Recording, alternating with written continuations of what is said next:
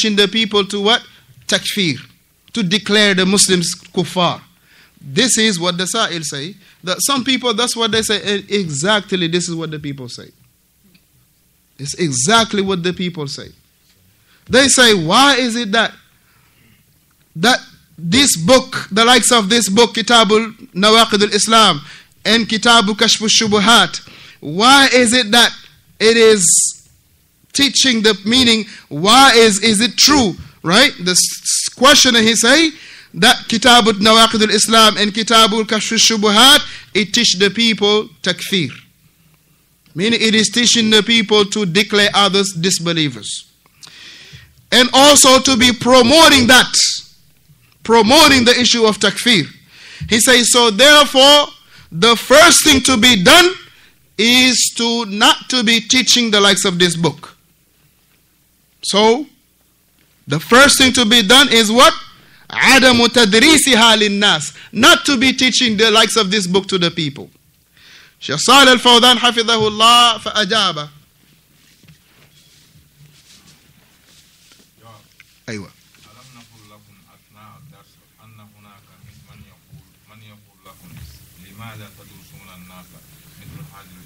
He say, haven't we say to you at the in few pages ago, like few pages ago, barakallahu fikum, few pages down the line, haven't we say to you and explain to you that you got people that say, why is it that you're concerned they are to be teaching the people the likes of these things? Limada? Why is it that you are explaining the likes of these books? Like, isn't it anything better to do? Almost like that. Are you teaching the people about, you are promoting takfir. You are teaching the people takfir, right? As if you are making the people khawarij. Why is it that you're teaching this book? Why are you explaining the likes of this book? And subhanallah, Allahu Akbar. Shaykh Fawzaan, he say, now this is what the people say, that the Muslims, they are already Muslims. The people, they are Muslims. And it is enough, the name of Al-Islam. It is enough to just say, I'm a Muslim. Is that enough? As'alukum. Doesn't Islam has what? Nawaqid. Doesn't Islam has nawaqid? Things that will nullify the religion. Na'am, كمل.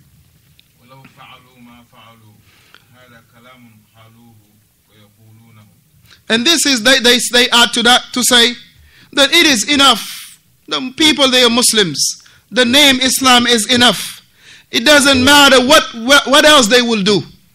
It doesn't matter what else they will do. Right? And there was a qaida with the murji'ah.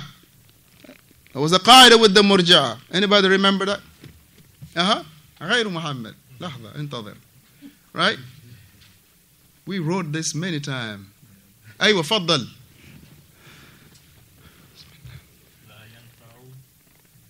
It's almost to that line. لا يدور مع الإيمان معصية. نعم. لا يضر مع الإيمان معصية. Listen, it doesn't matter. The people, they are already Muslim. And as long as you have a faith, listen, it is nothing else from your action, your statement that can harm it. Same statement as the Murja is saying. نعم. وهم أعداء التوحيد.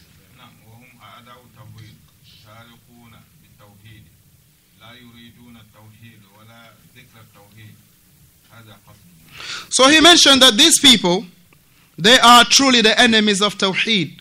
What disturbed them is the Tawheed. It disturbed them for the people to gather and learn the Tawheed. It disturbed them that the ulama explained the matters of Tawheed in detail. In detail. To the point some of them, they would say, oh man, all you are teaching is Tawheed. All you are reading is the books of Tawheed. Akhi, what was the Prophet ﷺ calling the people in Mecca? What was he calling them in Medina? Wasn't it about Tawheed? What was he calling them in Mecca? Wasn't it about Tawheed? Now, barakallahu fikum, he mentioned hafidhahullah. He said that these are the enemies of the Tawheed. He said what bothered them is the Tawheed, that they do not like the Tawheed, and they will not even want to make a mention of the Tawheed. They will not even want to make a mention of the Tawheed. And this is their intention in saying what they say. When they say, why teaching Kashf al-Shubuhat? Why teaching Nawaqidul Islam? It is because they have enmity against the Tawheed of Allah. It disturbed them, waliyadhu billah. It disturbed them. Now you look at the Sufi, they don't want to hear about the Tawheed. Look at the Khawarij, Nafsu Shay, they don't want to hear about the Tawheed. You look at the Murji'ah, they don't want to hear about the Tawheed. Your Jahmiyyah, they don't want to hear about the Tawheed. Talk about the Tawheed, Asma wa Sifat. You will realize them being on their seat like they are very uncomfortable. Because they want to say, oh, you making resemblance Allah with His, you are a person that is making similitude with Allah with His creation, while you are far away removed from that. Just because you establishing and affirming for Allah what Allah has affirmed for Himself, they will not like to hear that. Talk about the hands of Allah, they will not like to hear that. لماذا? Because لأنهم أعداء التوحيد, because they are the enemies of التوحيد. نعم. But without no doubt, Allahu Akbar, and you can tell the firmness of the Shaykh in this statement. He say without that, with no issues. He say ولكن سندرس هذا. He say we will not back down to this. This is what we will do. We will study this book insha'Allah ta'ala.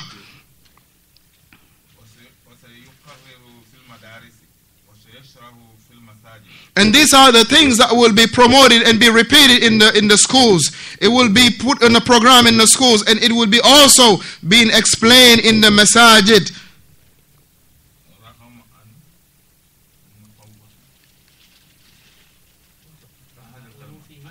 رغم أنوفهم. And he say in other word, it's a term that says, like it who like it, hate it who hate it. That's the term of it. Like it who like it, hate it who hate it. This is what we're going to be doing. Which is the truth, barakallahu fikum.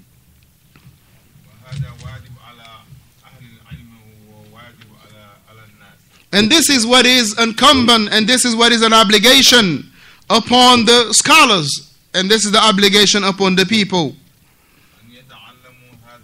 To be learning about these matters, the matters of Tawheed. Because this is the foundation of the religion. This is the foundation of the religion. Some people, they look at the board, oh man, this is all they are talking about, as if they already understood Tawheed. As if they already understood Tawheed. Akhi, some of the kuffar of the Arabs, right? They understand some of the principle of Tawheed better than those who الذين ينتسبون إلى الإسلام اليوم, than those who are ascribing themselves to Islam today. Now, next question, Ustaz.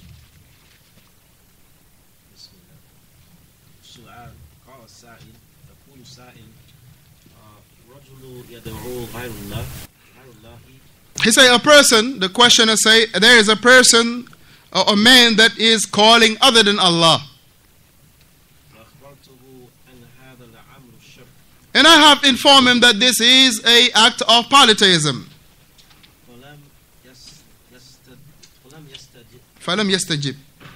And he did not take that. He did not take that. فهل أحكم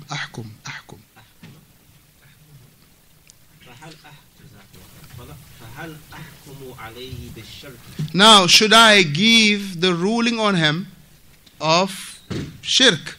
Should I declare him, or should I give the ruling of shirk? نعم.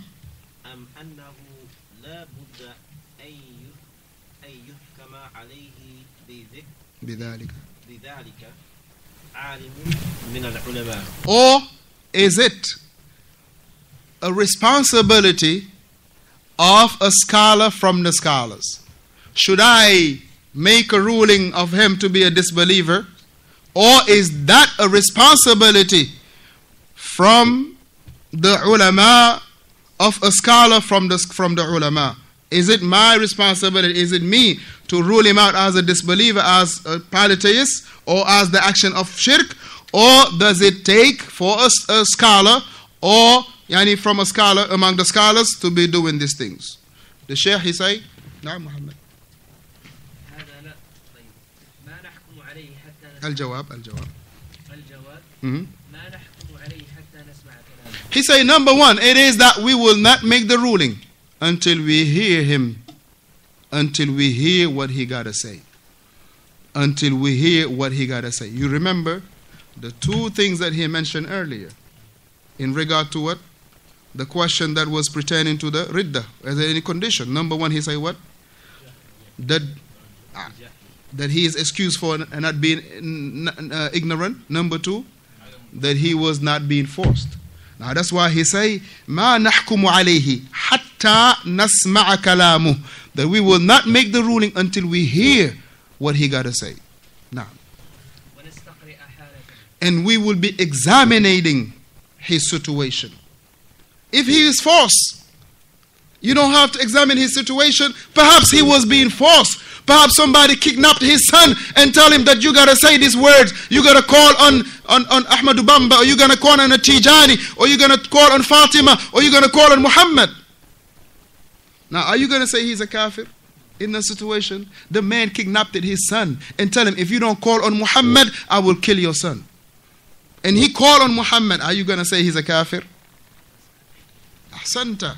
That's why he mentioned here, until we hear him. Shuf, here, the Shaykh even didn't talk about the action. He talking about hatta nasma' kalamu, until we hear him. Meaning now we got to understand what he's saying. And we are examining and we are evaluating his situation. Until we hear him, evaluate his situation. Now, is he a person of intellect, or is he mentally challenged? Is he a person that is sound in his intellect, or is he someone that is mentally challenged? Because rufi'a an thalatha, that the pen is lifted on three people, three category of people. One of them is what? The person that is majnoon, until that he regain his sanity. Now, if a majnoon, he say, Ya Rasulallah, aghithni. Are you saying he's a kafir? No, you're not. Because what? Zala aqluhu, his aql is away from him. Right? Naam. So therefore it is a must. This situation, it is a must to return it back to the scholars. Or to convey it, to relate this matter to the scholars of his land. So they will take the due measurement in accordance to his situation. They will take the due measurements in regard to his situations. So here, it is not for me or for none of us to hear a person say, Ya Fatima, or Ya Badawi, Madad Badawi, and then we say, oh, he's a kafir. La. Perhaps he doesn't understand that issue. Perhaps he's being forced. Or perhaps he was even taught like that. So now we got to do it. We got to clarify it. This is why, barakallahu fikum, that it is a matter that is a very essential and fundamental matter. Barakallahu fikum. Naam. So that takes us to, inshaAllah ta'ala, ad-dars al-thalith. Right? Ad-dars al-thalith fi sharhi Nawaqidul al-thani. This is the third lesson from the Shaykh rahimahullah, hafidhahullah. And this is, barakallahu fikum, talking about the first class in regard to the second nullifier. Khalil.